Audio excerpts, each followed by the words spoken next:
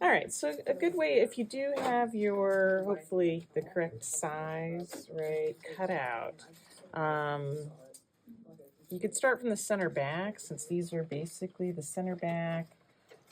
Edges should be flush, right? And then as you pin along, right, your loops, your belt loops are already basted in there, but you might want to just pin over top of them just to make sure they stay in a straight line as you stitch, right, the waistband to the pant top.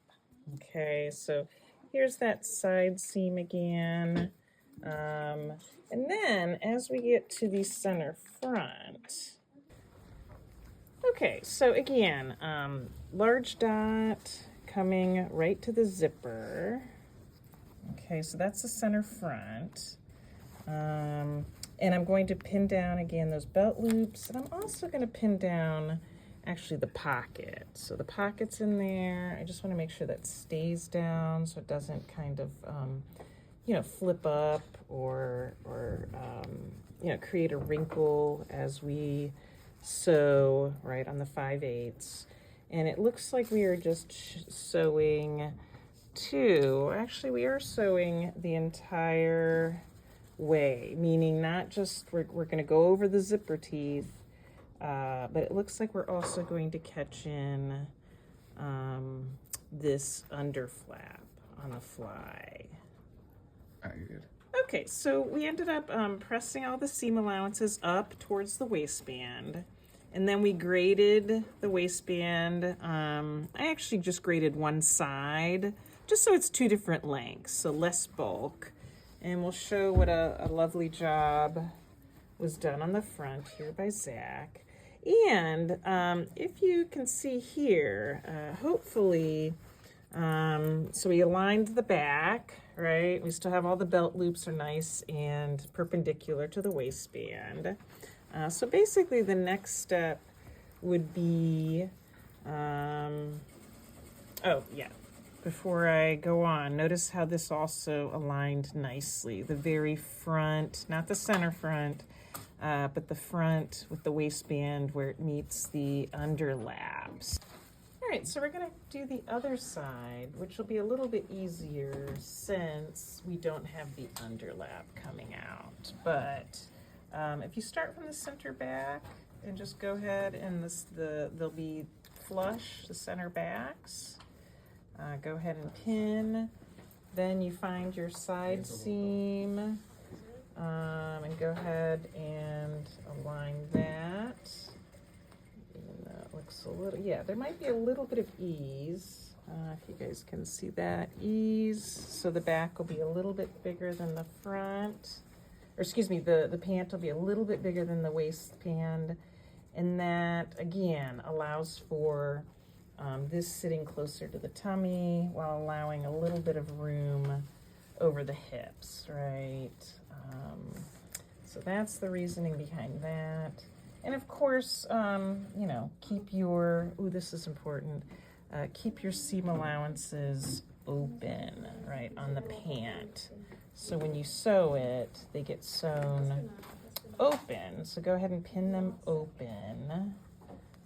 So that way it alleviates bulk, right, if it's all pushed to one side. Go ahead and catch in also, right, your darts. I would go ahead and pin on top of the darts so that they stay pushed to the center back, right, just like we stitched them. And then also I would pin down belt loops just so they don't veer off, just like we did on the front, just so they're not at an angle, right? They stay perpendicular to the top of the waistband. And when you get to the center front, again, I think it's marked by the front, the center front dot should align pretty much with the center of the zipper. Left front. There we go. So you'll see it also will extend for the button, right, and the button loop. Okay. We did the left waistband, right? So it's all stitched on, and we'll come back to this because there's another little basting step in here with this, I keep calling it underlap, but it says press under long straight edge of a right fly facing along the fold line, which looks around 5/8 of an inch. And then we're going to pin it to the facing. So this is right sides, and it's actually right sides together. So it's a little confusing since the image here has right side gray with wrong side, when it's actually right side, right side. In any case, so it does look like this, right? But the trick here is we're creating this little facing, which notice how this aligns quite nicely. So we'll start pinning here actually at the point, because that's where you want to make sure it's laying nicely, right? So as I pin in, right, I'm pinning all these layers that we pressed upwards all in place. So that'll be my beginning point.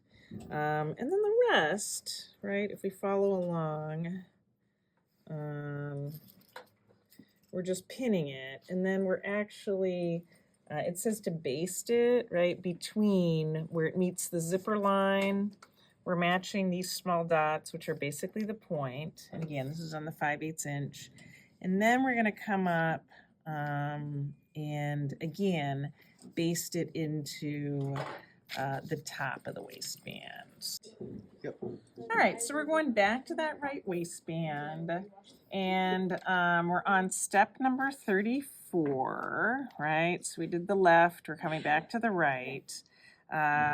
We ended up nicely stitching in, right, from the bottom of the under flap all the way up, pivoting at that point.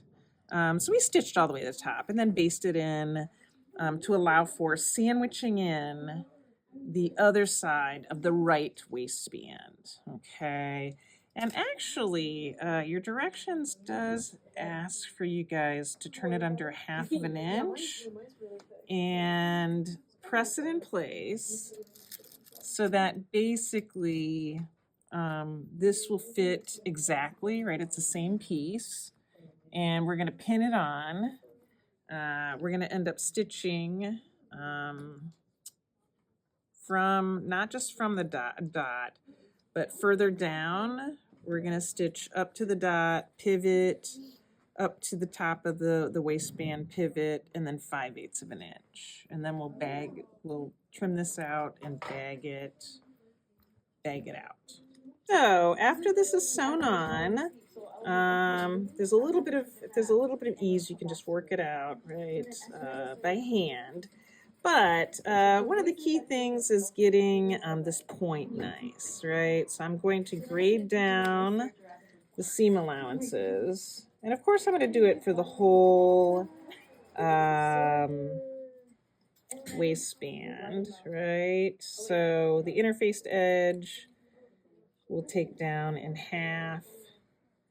The non-interfaced pant we can leave up, right? But the key here is at this very center front. Actually, I'll grade all this down to different, but don't go too far. Well, actually, no, we can, because this is also a facing, right? So we can also grade down the facing that we also stitched together. But the key here is getting a nice point, right? So I'm going to grade this down, and just like this, a little basting. I'll just take that out so I can go all the way through here. All right, and then of course, I'm going to actually turn it to the outside just to make sure everything is stitched nicely. But notice all the bulk in there, right? So That's what we're going to want to trim away. So just make it a little scary. You don't want to go, you're going to go almost up to the point, right? But not through it, right? So we are trimming the edges so that that point turns a lot easier. Okay. There we go. So that's the point. The rest we're going to trim. We're going to press in place. If the point doesn't come out, or at least the top also, actually we need to trim up here too. You can always take a pin, right, and start pulling the excess to get a nice, right, sort of a little arrow-shaped edge.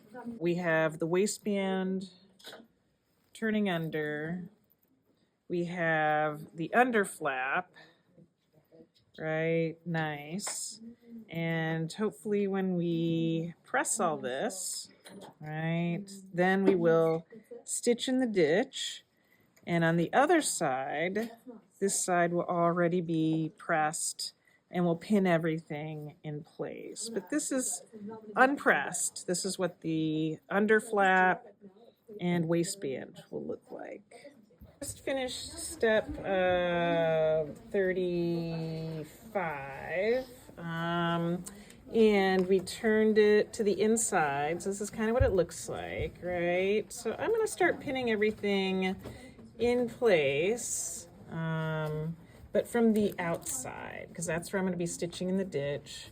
So it's a little easier if you pin outside of the seam allowance, going upwards, so that way it catches everything together, right? So this is all, what's underneath here, underneath the underlap, is fine. I mean, if you want to just press it so it stays flat. It's a little bit more important as you go down, right, the pant itself, so, or the waistband itself. So, you know, everything's pressed in, or you might want to, you know, pin your belt loops out of the way. Those will be done afterwards, right? We'll end up, you know, folding them over as such, and then stitching down at the very top, and then cutting off the excess. But those will be last. So again, you can pin those out of the way. But just make sure you do both sides, and then stitch up the center back seam, right? So that way you have one continuous stitch in the ditch the whole way around the pants. All right, so again, after this is all nicely pinned in place, center back is sewn together, you can just literally stitch in the ditch eyeball, and have your needle, so on the right side of your pant, go in between the seam line. So basically the stitching will be semi non-visible, because it'll be, you can also kind of just pull this apart a little bit with your fingers while sewing, and then hopefully it'll catch, right, that little bit of excess on the other side as you're stitching along. And if not, as long as it looks good on the right side, we can always go to the wrong side, anything that doesn't catch, and just catch it in by hand, sew it in by hand. Yep. Okay, so stitching in the ditch is literally aligning, right, the needle, so that if you want to get it started, you can push the needle down, and as you can see, I'm directly between, right, the two pieces that are sewn together. I'm in the seam line, right? So I'm going to go slow, and while I'm stitching, I'm actually pulling apart the two sides so that I can get right in the ditch, right? So I'm right in there. I'm going to take it a little slow, just to make sure, and it'll be partially invisible. Okay, and here, just so you can see the other side. Whoops. Yeah, so here's where I started, and you really don't see stitching. This is left over from the pocket. So you have a nice, clean pant waistband.